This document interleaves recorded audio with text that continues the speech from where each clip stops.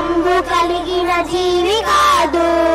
పెక్కు చీమలు గుడి గూడి మెక్కుచుండు, దానికున్నట్టి బుద్ధి మానవులకు కలుగవేటికి చిత్రమే కలియునా.